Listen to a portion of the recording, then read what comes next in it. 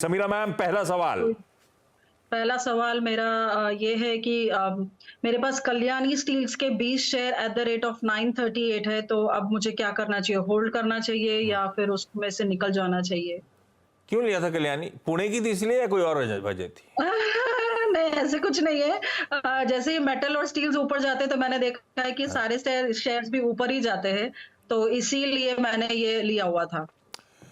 हाँ, अब इसका गेम चेंज हुआ था। कल्याणी ने मेरे ख्याल से बहुत तगड़े रिटर्न्स दिए, पर उसके पीछे मेटल और स्टील से ज्यादा बड़ी कहानी थी जो एनसीएलटी का एक्विजिशन कल्याणी ने कर डाला था।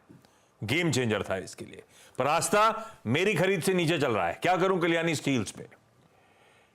जी बिल्कुल, कल्याणी स्टील की बात करें तो क्योंकि 900 के ऊपर की फोटो मैंने सेंड किया है, आप अभी तो थोड़ा वीक लग रहा है ये काउंटर। ऐसा लगता है कि नीचे में एक बार नाम 790 तक आ सकता है। ये आप तैयारी रखिए, थोड़ी वीकनेस हमको ये काउंटर अभी भी दिखाता हुआ नजर आएगा, लेकिन लॉन्ग टर्म पर्सपेक्टिव से मैं अभी भी बने रहने की सलाह दूंगी। शो में टाइम भी कम है, वो उसने वो ले लिया ना, तो किसी और दिन आपको कनेक्ट रखना है। तकरीबन वो रहेगा यहाँ पे जो स्टॉप लॉस देखने को मिलेगा वो 700 के आसपास का रखेंगे। थोड़ा बड़ा स्टॉप लॉस है, लेकिन लॉन्ग टर्म पर्सपेक्टिव से रखना है। 700 के स्टॉप लॉस के साथ होल्ड करिए। टारगेट अगर सब कुछ ठीक रहा तो इनिशियली हमें 900 और उसके बाद 970 के लेवल देखने को मिलेंगे जो आपकी कॉस्ट प्राइस के आसपास के रहेंगे। आवाज पे कुछ लीकेज आ रहा है, मेरी तरफ से आ रहा है, मेरे को ही आ रहा है कि सबको आ रहा है, पता नहीं। डॉक्टर साहब चेक करिएगा प्लीज। लेकिन ये है कल्याणी स्टील पे व्यू। दिल्ली से विनीता भार्गव जी स्क्रीन पे। विनीता मैम, हाय, गुड आफ्टरनून। विनीता मैम, हमारा पहला सवाल आज के लिए। Yes sir. Sir, central bank of India मेरे पास है। हाँ, 6000 शेयर हैं सर। 27 पर शेयर पे लिया हुआ है मैंने। बहुत दिनों से बेच के रखा है। 77 चला गया था, फिर डाउन आ गया। सजेस्ट करें क्या लॉन्ग टर्म व्यू रहेगा, कब तक और होल्ड करूं? लॉस क्यों दिखा रहा था? 27 पे खरीदा हुआ है भाई। डॉक्टर साहब, सेंट्रल बैंक ऑफ इंडिया 62 पे चल रहा है। Yes sir. डबल से ज्यादा रिटर्न से ऊपर से ठंडा पड़ गया है भाई। तो सवाल ये पूछूं, मुनाफा कब बांधना है या बने रहो, ऐसा पूछूं? Yes sir. आज तक क्या करना चाहिए भाई? खरीद का भाव बड़ा अट्रैक्टिव है 27 का, क्या करते अगर आप होते तो?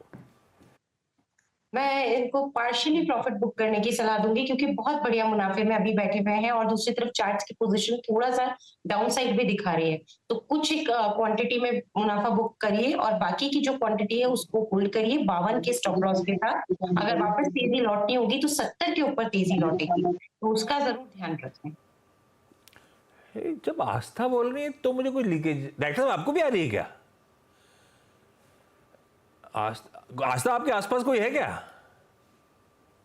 नहीं, हाँ, तो कोई लाइन में लीकेज है। खैर ठीक है। समीरा मैम, अगला सवाल। जी, मेरा अगला सवाल है। मेरे पास नैटको फार्मा के 19 शेयर है एट द रेट ऑफ 1046। ये क्यों लिए थे? लॉन्ग टर्म के लिहाज से लिए थे मैम? लॉन्ग टर्म 3 से 4 महीने। ना, लॉन्ग पोजिशनली लिया हुआ। तो ट्रेडिंग वेडिंग करने का मन था इसमें? हाँ जी, हाँ। और पहले मैं आपको बता दूं आशीष जी कि हम दूसरी बार मिल रहे हैं। मैं आपका चैनल सुबह से देखे से लग रहे थे आप। हम सुबह से लगा के रखते हैं। सारा दिन आपको और मतलब सीएनबीसी देखते रहते हैं। अच्छा, सुबह मतलब कितने बजे? 7:30-8 बजे के आसपास। सुबह 6:57 से लाइव बैठे होते हैं हम आपके लिए। आप आधे 1 घंटे बाद आते हो। खैर, जुड़ने के लिए धन्यवाद और सीएनबी आवाज को सराहने के लिए धन्यवाद। समीरा मैम की क्वेरी सॉल्व करो भाई। आस्था नैटको फार्मा 4 महीने के टाइम होराइजन से लिया है। आई एम श्योर एसएल लगाया नहीं है। 50-60 रुपए नीचे चल रहा है खरीद से। बिल्कुल, अभी थोड़ा सा आशीष ये जो चार्ट्स दिखा रहे हैं वो थोड़ी वीकनेस और दिखा रहे हैं। इनफैक्ट हो सकता है कि मैम नीचे में एक बार 945 तक भी ये काउंटर आए, तो अभी वीक लग रहा है हाल फिलहाल के लिए। अगर मैम लॉन्ग टर्म का पर्सपेक्टिव है और थोड़ा रिस्क ले सकते हैं तो होल्ड करिए, क्योंकि हाल फिलहाल में तो थोड़ा वीक लग रहा है। मेरे हिसाब से आपको 3 महीने के ऊपर की समय सीमा को ध्यान में रखते हुए इसमें निवेशित रहना पड़ेगा। तो इतना अगर आप वेट कर सकते हो तो होल्ड कर लो। स्टॉप लॉस इसमें जो मुझे लगता है कि आप रख सकते हैं वो तकरीबन यहाँ पे अभी तो 920 का आ रहा है। सो 920 के स्टॉप लॉस के साथ 3 महीने से ऊपर की समय सीमा के लिए अगर होल्ड करें तो फिर बने रहिए इस काउंटर में। और ऊपर में तेजी एक बार जो लौटेगी वो 1060 के ऊपर लौटेगी, जो उसको 1100 तक भी ले जा सकती है ना। तो इनका मन है ही 3-4 महीने के लिए रुकने का मन था, बिल्कुल ठीक है। उस टाइम होराइजन के रुका जा सकता है। एसएल ध्यान रखिएगा। वनीता मैम, अगला सवाल। Yes sir. सर मेरे पास LIC शेयर है 500 630 पे खरीदे थे, और मैंने सुना कि ये मल्टी बैगर है आपके चैनल पे, तो सर निकलने का मन नहीं हो रहा, तो प्लीज सजेस्ट कि कब तक और होल्ड करूं। 50% रिटर्न मिले, पर सुना है कि मल्टी बैगर है। आस्था है क्या और होल्ड करूं क्या?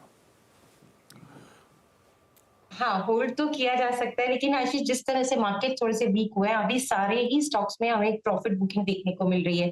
तो जितने भी हमने स्टॉक डिस्कस किए, सभी का मोटा मोटी ट्रेंड यही आ रहा है कि शॉर्ट टर्म में थोड़ी वीकनेस सभी स्टॉक्स में देखने को मिल रही है, और यही LIC के साथ भी है।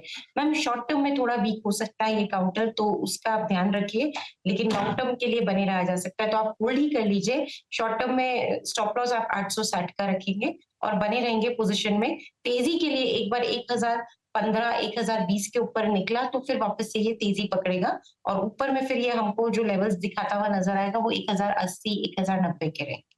तो प्रीवियस हाईज जो बनाए थे वो भी वहीं के हैं, मेरे ख्याल से 1100 के आसपास के। खैर, इस नोट पर Sameera ma'am, Vinita ma'am, even Aastha, आप सबका धन्यवाद जुड़ने के लिए। क्विकली छोटा सा ब्रेक के उस पार एक क्विक मार्केट चेक। भारतीय बाजार अब 1/4% की बढ़त की तरफ आ गए, एक मतलब 45 पॉइंट ऊपर। लो से एक रिकवरी वाली प्लेट फायर करिए डायरेक्टर साहब। हम गिरे थे 117 पॉइंट, 43 पॉइंट मजबूत है। 160 पॉइंट की रिकवरी है ये दिन के लो से। कल हम 190 पॉइंट दिन के हाई से गिरे थे, आज 160 पॉइंट, ये देखिए आपकी स्क्रीन पे, बढ़िया चल रहा है। बैंक निफ्टी बस इस समय 1/3% की कमजोरी, otherwise across the board screen बढ़िया होती चली आ रही है। ब्रेथ के साथ छोड़े जाता हूँ। अब 2:1 का रेशियो है, 2/3 स्टॉक्स इन ग्रीन, मजबूती के साथ आज वेडनेसडे के दिन कामकाज करते हुए। कल फिर 12:27 पे अपन करेंगे मुलाकात सास, बहू और सेंसेक्स में। नमस्कार।